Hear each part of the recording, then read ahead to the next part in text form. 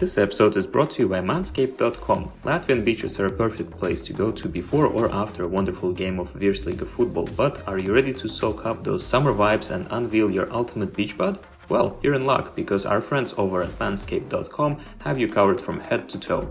With the Performance Package 5.0 Ultra, this ultimate all-in-one grooming kit is set to have you looking and feeling your best in the summer sun. Trust Manscaped and unlock the confidence you need to turn heads this season. Join the 10 million men worldwide who trust manscaped.com for 20% off plus free shipping with code LFP20, and let's make this summer your smoothest one yet.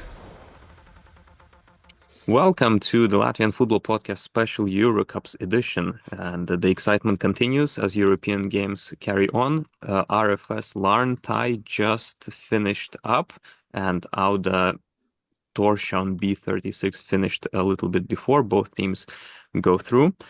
And joining me to reflect on what happened in the Champions League tie is Peter Cinnamon of the Kicking Match, the Irish League podcast. Hi, Peter. Hello, thanks for having me. Well, I suppose condolences are in order, as RFS very convincingly have gone through. Yeah, convincing is probably an understatement on this occasion. I think RFS has been a boogeyman or a bit of a punchline in the Irish League, Northern Ireland football circles for the past 2 years. That game against Linfield was seen as a bit of a sliding doors moment in regards to the opportunity for European football and the current growth, or at least the viewed upon growth of the league, and that flipping on its head was seen as a big moment. And then Larne being this team that's emerged in a way within Irish League circles since that defeat for Linfield, and this was like Larne's chance 2 leagues in a row. They go against a team that, at least from our perspective, Linfield should have beaten 2 years ago, and it was seen as a good draw. And then Larne go away to Riga, and they find out that this is not the RFS that Linfield played against 2 seasons before. They were totally outclassed in the first game.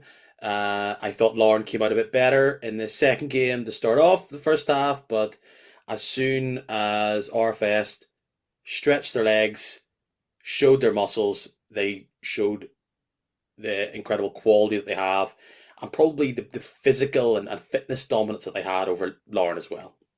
Yeah, I mean, we're under no impression about the Linfield game 2 years ago. I mean, we know it was lucky that RFS had gone through. In fact, they had gone through that tie without being in the lead for a single minute of the tie, which already tells you something, because it was on penalties, obviously. 5 players from that team still play. The rest of the team has changed, and yeah, as you said, it's a stronger team. It's a stronger team. We didn't consider Larne to be an easy draw, mainly based on the Linfield experience, but yeah, it was just they didn't deliver, not really.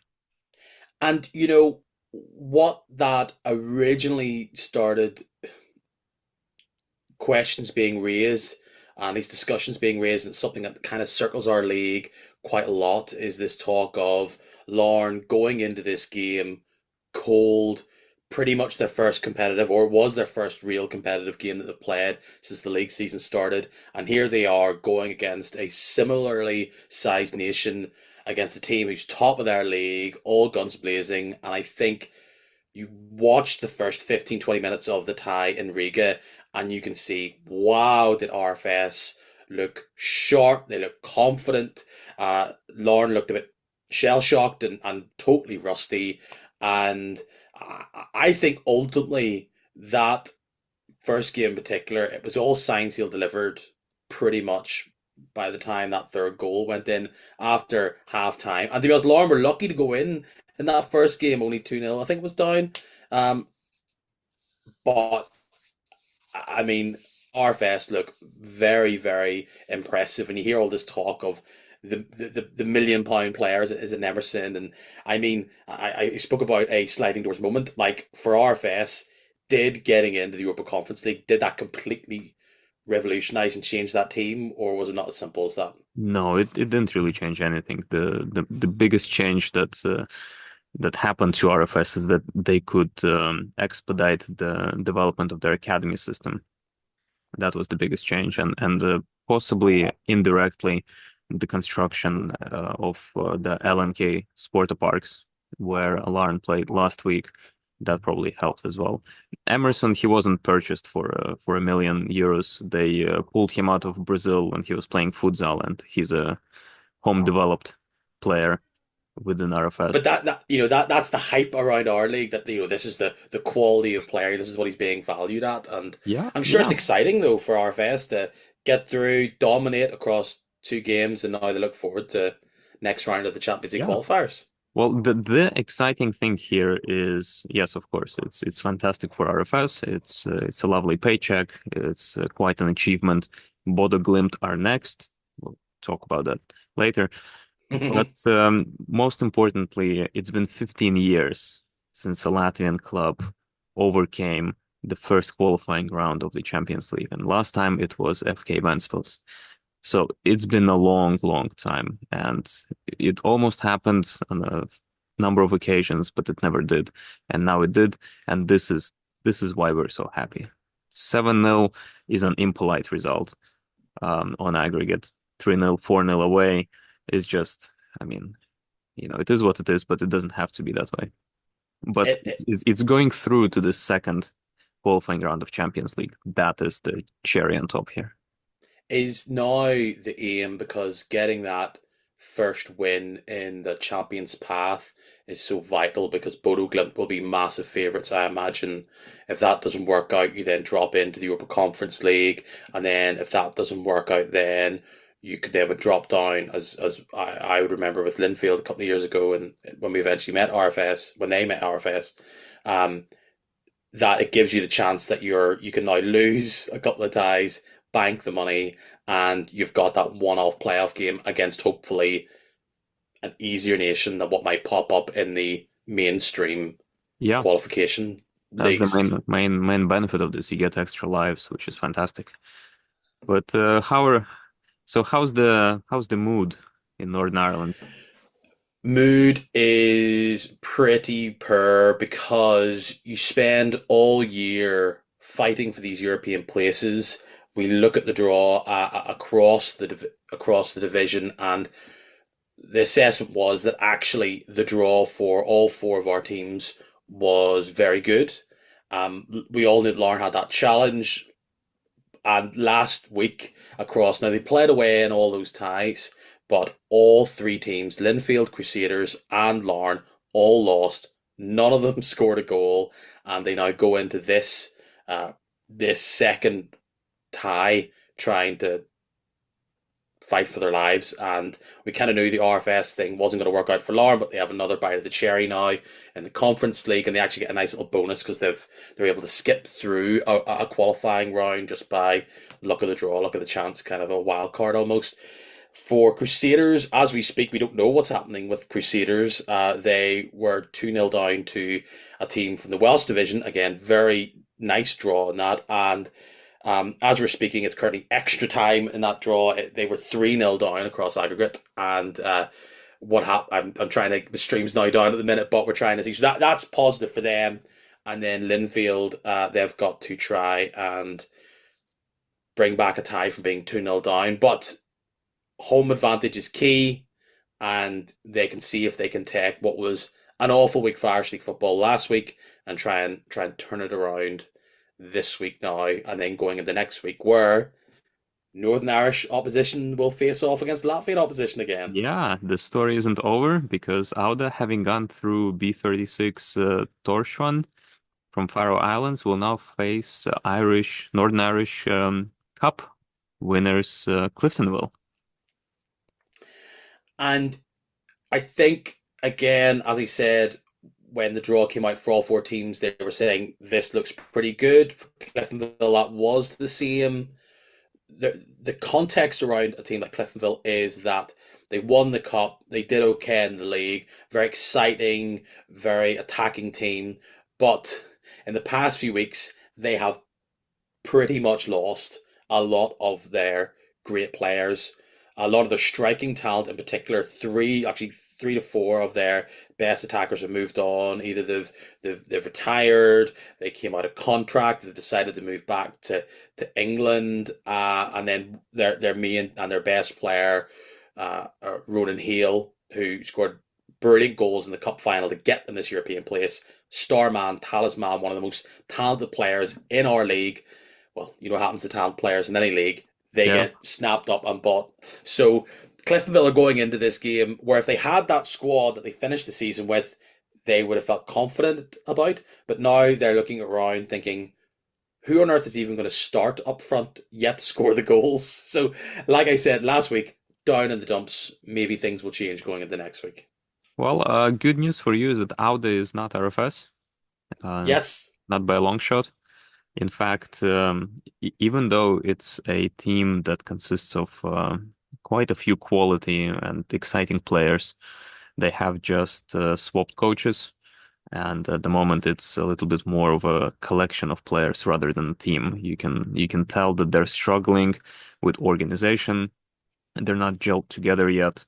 I was watching the B36 game just before the Larne RFS, and it's a little sad to be honest because they're just struggling to find each other on the field. That being said, individually, But superb that players. that must be exciting to have them get through, even though it looks as though it's a pretty average, middling season so far for them. Like you said, they change their coach, but to get through in any European competition, that's excellent. It obviously helps the league's coefficient. Yeah, So it must be a good start to this European campaign from a Latvian point of view. it's excellent. I believe it might be the best in Europe, possibly, or on par. It's not happened before.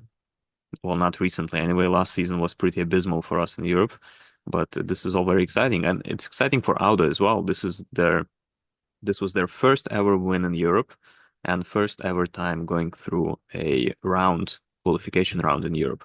And this is the oldest club in Latvia, founded in 1969. Well, the oldest, still continuing, obviously. And on that level, it's fantastic. But they're not. They have their own issues. It's not a well-gelled, strong, confident team. Not yet, anyway. So a lot of the hopes are now on RFS trying to repeat what they did a number of years ago. Well, yeah, and it's looking kind of good. Obviously, Bodo Glimt are huge favorites. The team, according to Transfermarkt, is worth more than the entire Latvian league put together, which is, it is what it is.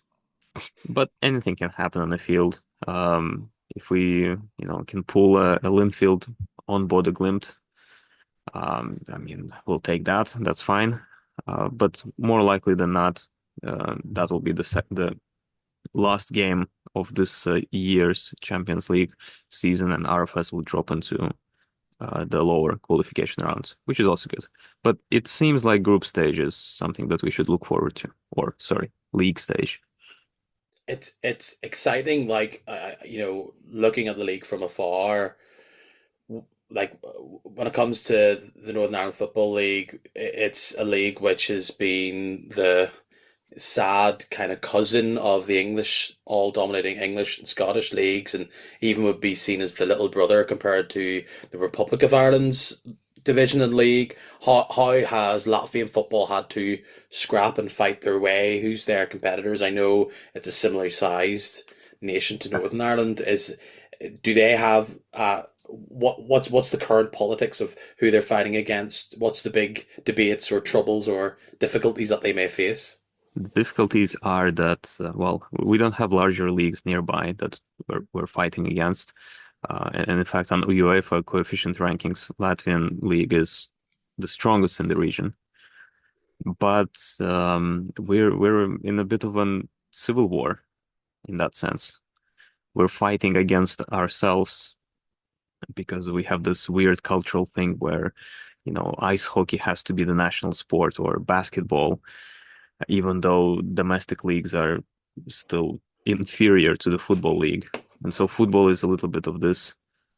I don't know why, and there's no good reason for it, especially given that we did qualify for the Euros 20 years ago.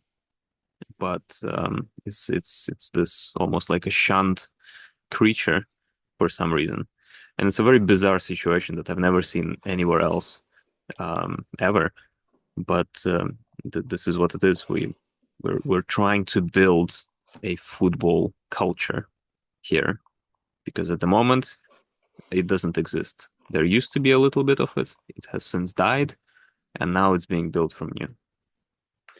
Because our big fight is trying to professionalize and trying to, it's not really a fight, but it's football is very massive across the island of Ireland, but the draw of Manchester United, Liverpool, Chelsea, Celtic, Rangers, that's where the football culture is. It's not as much following your local team.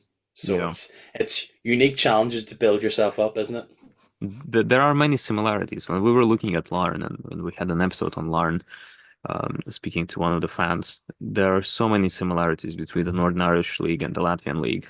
Both are, I mean, okay, we say we're professional, but really both are semi-professional leagues Mhm. that have a couple of professional clubs at the top.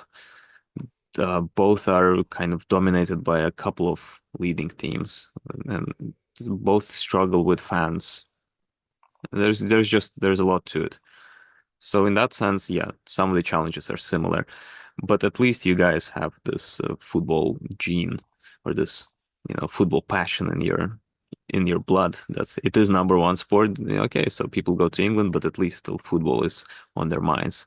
Here, arguably, it's a larger, more kind of a structural, institutional, possibly even social challenge that we're facing to even kind of teach people about football. But not to get into kind of deep societal analysis and spoil a wonderful evening for myself. Um, in essence, it was great meeting Larne and their fans. It was great learning about Northern Irish League. In terms of Cliftonville, what do you think? Are they gonna smack out on the back, or how's it They looking? they are a team who this time last year had a sentiment that probably feels similar. Not exactly the same scenario, but they were coming off the back of changing their manager, and there was this feeling that perhaps they were taking a step back. And I was probably one of those people that doubted them, but they brought in their manager, Jim Magilton, who had been a manager at much higher levels, but perhaps a number of years ago. And they came in, brought in some great young talent, and they were exciting and they were dynamic and they proved a lot of people wrong. And now they go into this with similar challenges, questions over who's going to play, are they going to be up to the same standard as last year? And until I see them on the pitch working together, I can't tell. I think because of the week that we've had, they could play against any team from another nation, and I think an Irish League team would feel slightly insular, insecure, and meek. But this Cliftonville side are the entertainers, are a team who fear no challenge, and the manager they have, I'm sure they'll go out there, and if they can get a goal early, set themselves down, I think they've got a strong enough spine from defence to midfield. It's just going to be how they set themselves up from the absolute front line because they've lost two or three players there, and that's where the difficulty will be. But you only need one goal to win it, or maybe sneak by penalties. And I would like to think RFS maybe being the outlier, that maybe once the team starts playing, that Cliftonville will feel good about themselves. But there's a lot of questions to be asked. But they were a team that were successful last year, and a lot of that spine's there, but maybe not the absolute gems in their crown. Yeah, well, that sounds exciting and looking forward to it over the next 2 weeks. And Indeed, this is what we look forward to all year. You yeah, fight for these places, and then Europe yeah. comes and it'll go. So we'll be looking on from our shores here, wondering how RFS do. Northern Ireland got beat by Spain in a European warm up, and I think everybody here that supports the Northern Ireland national team have felt. We gave the eventual European champs a good go, and we were hoping for them, some fans, for them to do well. That's how we'll look at RFS if you're an Irish League fan. They beat Linfield, they beat Larne, all the best, and go on and win it. Win the Champions League. Why not? Yeah, I don't mind. Let's do that. All right. Thank you very much, Peter. Thank you so much for having me. So that's all about Northern Ireland. Let's find out more about FK Bodo Glimt and what RFS have to look forward to in the second round of the Champions League qualifiers. We're now delighted to have a special guest, the Norwegian sports journalist Jonas Giæver, today. Hello, Jonas. Tell us a little bit about yourself and your experience dealing with Bodo. Hi there. Pleasure to be here, first and foremost. No, well, I'm a sports journalist. I've worked with some of the bigger news media outlets here in Norway for about a decade. At the moment, I'm working on my own startup, which is a footballing quiz app called FC Quiz, which I hope people check out. I've had the pleasure of covering Bodø Glimt on numerous occasions, primarily because when you're a sports journalist in Norway, you deal a lot with the top division of Norwegian football, and it is quite obvious that one of the teams that have really influenced the Norwegian football the past 5 years or so is the rise and rise and rise of Bodø Glimt, who have come from being not minnows, but not necessarily a team that you would recognize as the clearly most dominant side in Norway, to now having become the most dominant side in Norway, and by some stretch as well. So it's been quite interesting to follow them and their development, and both ways they have, I suppose, really evolved, and how they've kind of stayed the same as well. So this is it's quite fun to be able to be invited to things like this and speak about Bodø Glimt, because that wouldn't have been the team I would have expected I'd have to talk about 5-6 years ago.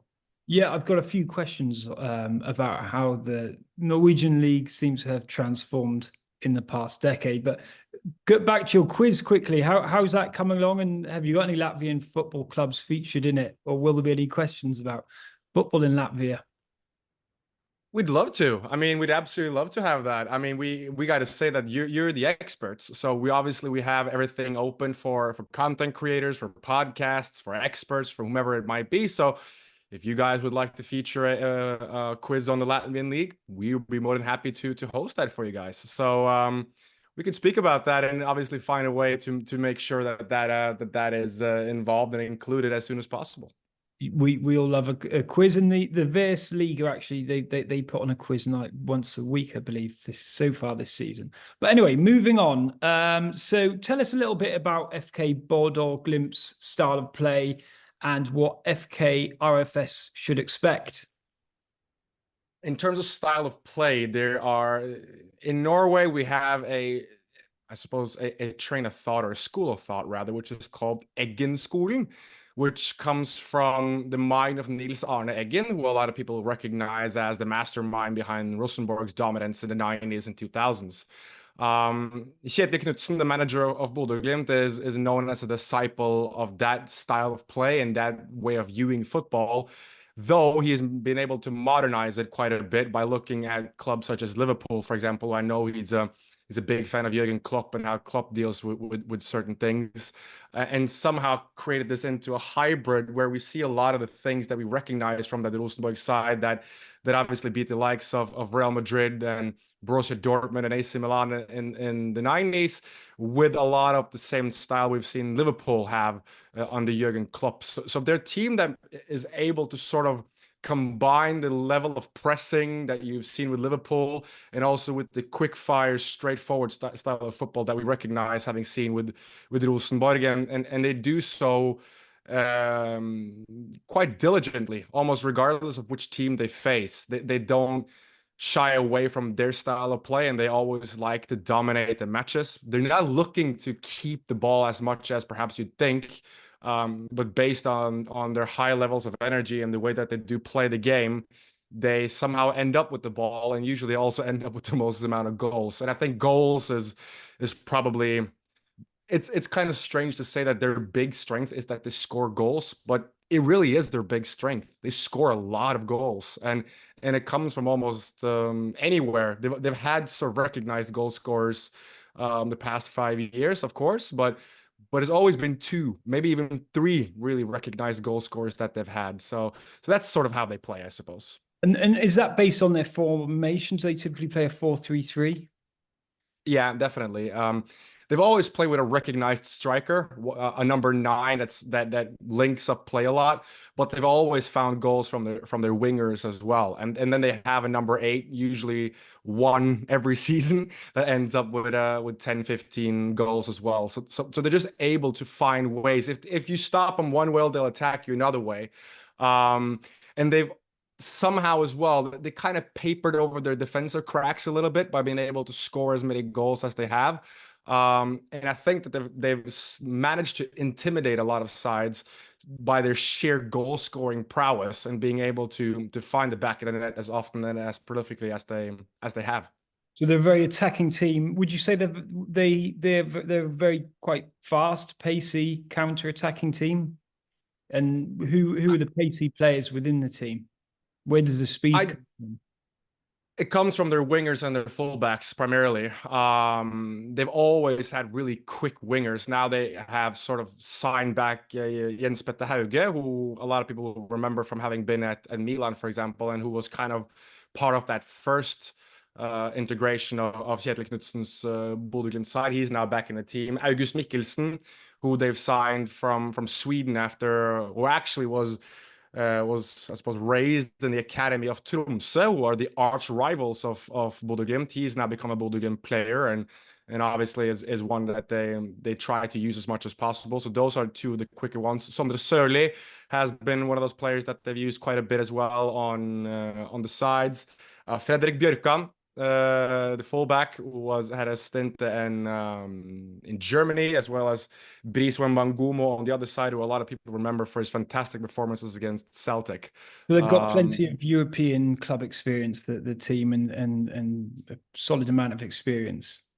Certainly do, and it's sort of become a bit of a joke, and suppose a lot of people take the mick out of Bodø Glimt for this, but it's kind of when they sell a player, they're almost guaranteed that they return in 2 or 3 years' time. And that is probably down to the way that they play, but also down to where they play, because they play on an artificial pitch. Obviously, they're quite northern based. I believe they're the second northernmost club in Norway, obviously, with Tromsø being the northernmost, and perhaps also the northernmost club that plays in a top division in Europe, maybe even the world, if my memory serves me correctly. But anyways, it still is one of those things that is often used as an argument against Bodø Glimt. I was going to say, because they're such an attacking team, do they get caught on the with the opposition countering, and is that what's given them a leaky defense in the past to concede goals? Fullbacks going too forward and being caught off guard. Yeah, we saw that. I remember Dinamo Zagreb did that quite a bit, because Dinamo Zagreb were a team that when they faced off in the qualifiers a couple of seasons ago now, they sat back and they allowed Bodø Glimt to sort of push them back, and then they would spring on the counter and they'd get a goal. And I remember that being an argument that they really lack that pace going the other way. Obviously, they have plenty of pace going forward, but they've lacked it, especially in central defense. And they've kind of tried to address that a little bit now with the signing of Jostein Gundersen, for example, who's arrived from their arch rivals. They signed the best defensive player from their arch rivals, which in Norway is sort of, you can compare it to Manchester United signing a player from Liverpool. And it was a big deal once it happened. He's come in and he's since become a Norwegian international, which kind of tells you the status that Bodø Glimt have in Norway. I mean, it's like an RFS player moving over to Riga FC and vice versa. There you go. There's a bit of a grudge there, and I see that they've made 19 over 19 million in selling players. So do they tend to have lots of rotation of players coming and going, or they manage to hold the squad quite well throughout the season? They usually do lose a player either during the summer. One of the big players, like now, for example, they lost Albert Grønbæk, who was gone to French football. Yeah, It's a big loss for them because he is, he's a record sale first and foremost. It's a massive sale. It's yeah, the over biggest 10 ever million. sale. Yeah. Oh, it's 15 million, I believe. Okay. 15 million euros. They managed to get out of him, and he's going to French football. It's the biggest sale out of Norway ever, which tells you perhaps a little bit about the economy in European football, but also tells you about the fantastic ways that Bodø Glimt are running their club. I mean, Yeah. they are in a completely different level than the rest in terms of They economy. But they seem to have a good model, and where they're making profit from player sales and player development. insane profits, and the way that they do it is usually Grønbæk was a really expensive purchase for them, but they're selling him at an extreme profit. So it was a calculated risk that they took, it seems, and one that's paid off massively. But they've had a history of buying players on the cheap or developing players on the cheap and then selling them for massive amounts of money. Erik Botheim, for example, was an example of that. One of the real goal scorers that they have a couple of seasons ago that they got for free from Rosenborg because he didn't work there, and then he eventually became a striker that they sold for massive amounts of money to Russia. So that's one of the ways that they've done it previously. So you mentioned a lot of them have European club experience. Is it a squad which is a balance of a blend of youth and experience? Are there many youth players that are pushed into the senior squad? I suppose right now they aren't as youthful as you'd think. I mean, if I'm thinking really quickly here now, I don't think that there's really any big youth graduate that plays for him, with the exception of, well, they have Patrick Berg in midfield, obviously, who was a Norwegian international. He had a really failed stint at Lens, and then he returned. Fredrik Bjørkan, who plays on the left side, is the son of Åsmund Bjørkan, who's in the training setup or the coaching setup. He was also at Hertha Berlin and then returned. Ulrik Saltnes in midfield was one of those players that played a lot of local football around the area and then became a sort of a staple of the club. So they do have certain players and certain individuals that sort of carry the heart and soul of the club, that have kind of seemingly, despite the fact that they have left, they've always returned or always been around the club one way or another. So they do have, I suppose, heartbeats within their side. They miss the long summers when they go away, I guess. Certainly do, and in the midnight suns and as well. Okay, so you mentioned Dynamo Zagreb. I guess that was in the 2022-2023 UEFA Champions League qualifiers. The team lost away games against Faroe Islands, Northern Ireland, and Croatia, and also drew a team from Lithuania.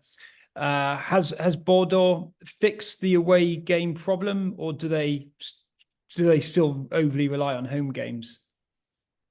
I think that one of the issues that they've had in terms of those things is that in Norway we have a summer break in the middle of the season. Some of those games have come in summer breaks or come in and around the summer breaks where perhaps the players haven't been as fit.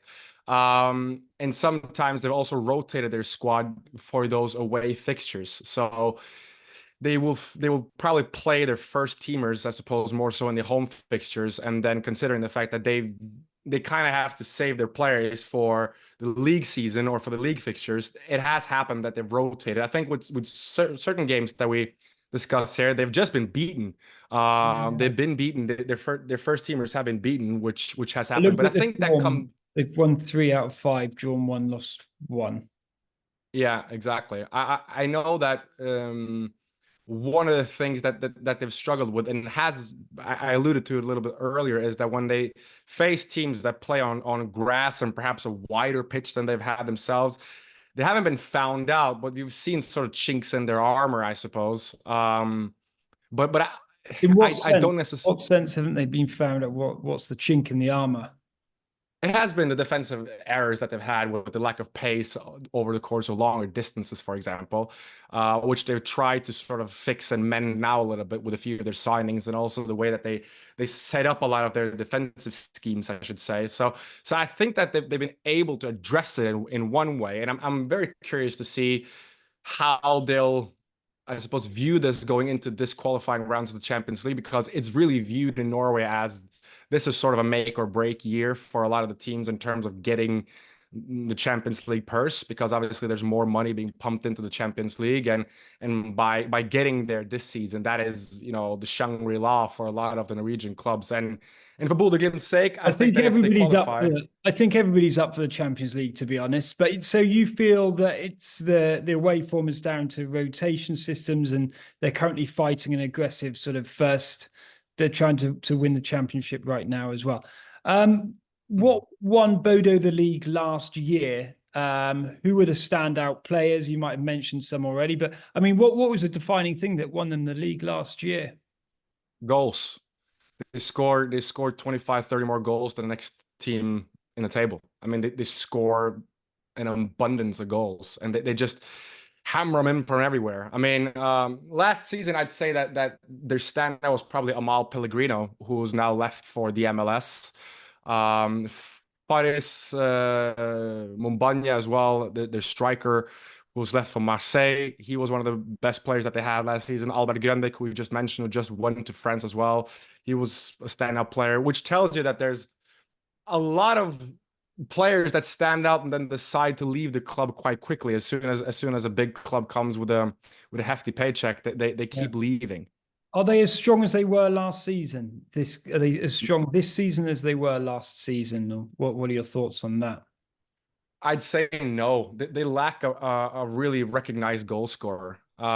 They've tried on several occasions to recruit goal scorers. They've had Kasper Høeg, for example, who they recruited, who struggled a lot with injuries. August Mikkelsen, who I alluded to a little bit earlier, who they signed from Sweden. I think that they wanted to make into a goal scorer. They got Jens Petter Hauge and Håkon Evjen, who are both former Bodø Glimt players who returned this season, who both has had goal scoring seasons for them, but they haven't really clicked into form yet. And they've just announced the signing of Andreas Helmersen, who is arriving from Egersund, who is the top scorer in the second division in Norway. So they're addressing their lack of goals, I suppose, in different ways. So I think they want to spread the goals more evenly amongst their players, perhaps more so than they have previously. Okay, interesting. Yeah, so they're not so reliant on individuals, and it's more of a team effort. The head coach, Ketil Knutsen, I realize I might mispronounce that, but he's climbed the ranks from a Norwegian fifth-tier club. What type of manager is he? He's quite demanding. He's become something of a controversial character over the past couple of years because he is as demanding as he is of his surroundings. There's been a big story now in Norway about how he refused to substitute one of his players despite the fact that he was clearly suffering from a head injury, which there are obviously polarizing opinions on. But he's become sort of a head honcho of managers here in Norway. He's really become sort of a linchpin for Norwegian managers in many ways. He keeps being linked away. Ajax were looking at him. I believe Burnley were as well mentioned with him. He keeps being mentioned with a lot of big coaching jobs around Europe. He's a disciple of the Eggen-skolen. He believes in 4-3-3. He won't shy away from that. He has his clear principles. He has his clear philosophy. But what he is able to create is sort of this nucleus within a group. He's able to create that team spirit where it's not necessarily them against the world, but more so that they have something that the others don't have.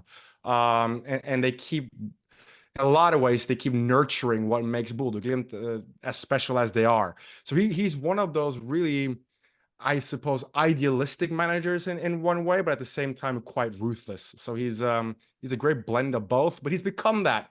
He was probably a little bit more lenient previously. Perhaps he never really got it to click as well, but he's been given freedom of power in Bodø Glimt, and he's really created them into a powerhouse, and they'll remain a powerhouse even after when he leaves. I'm assuming.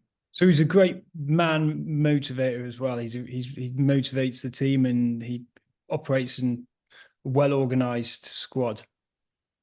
Certainly, but I think one of the things that he's really good at is also recognizing when he needs help. He's good at recognizing when he needs other voices around him, and that is one thing that perhaps hasn't been mentioned as much, at least not I suppose by foreign media when they speak about Bodø Glimt, is that they've been able to hire in a mental coach that is someone that almost has become a little bit of a psychologist for a lot of the players who allows them to not think about pressure, who allows them to sort of be free and not necessarily be swamped up by the pressures of elite football. That's one thing, and the other thing as well, which is again good to mention, they signed the head coach.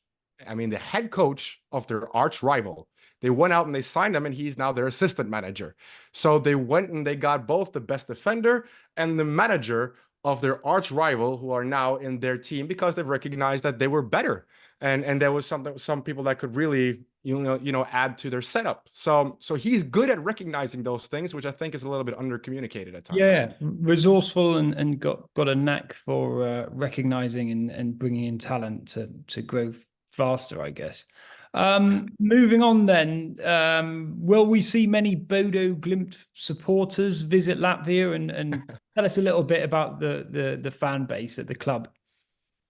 Yeah, I mean, Norway has, or Norwegians have a tradition of going to Riga or going to Latvia, I suppose, for cheap beer and to have fun, I guess. So I'm not going to. I wouldn't rule out seeing a lot of Norwegians traveling. Bodø Glimt supporters are passionate. They're very passionate, and they follow their side wherever they go. And you'll recognize them because they'll all be dressed in yellow from top to bottom.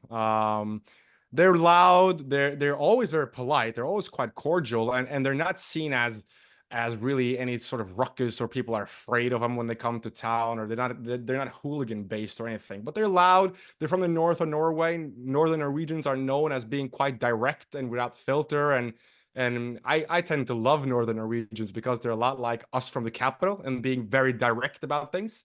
But they're a fun-loving crowd, and they always carry a big brush, a big toothbrush. Okay. You'll see that they'll carry their big toothbrush with them, so they'll be easy to recognize. We hope to see a really big toothbrush in Riga. We had the Larne fans from Northern Ireland visit, and they created a really special atmosphere at RFS in the previous qualifier. So yeah, we'd love to see Norwegian supporters, particularly from Bodo, turning up, enjoying the great beer in the stand, and yeah, creating a nice atmosphere. So I guess we're slowly running out of time. But what do you think makes the club itself unique and special? That they are a quite small club from a quite small town or city, I suppose they would call themselves. You can walk from the airport to the stadium, like literally. I've done it. It's really close between the two. So they are a minnow in many ways, but they have somehow very sensibly managed to make themselves into the most powerful club in Norwegian football as of 2024. It's remarkable. It's not a rich uncle that has pumped in a lot of money or things like that. They've really done this quite organically. A bit of a fairy tale club that have risen from a small humble beginnings to grow into a proper European club team that have previously beaten the likes of Besiktas and from Turkey and so on. Just one quick point. I guess we've got about 3-4 minutes left.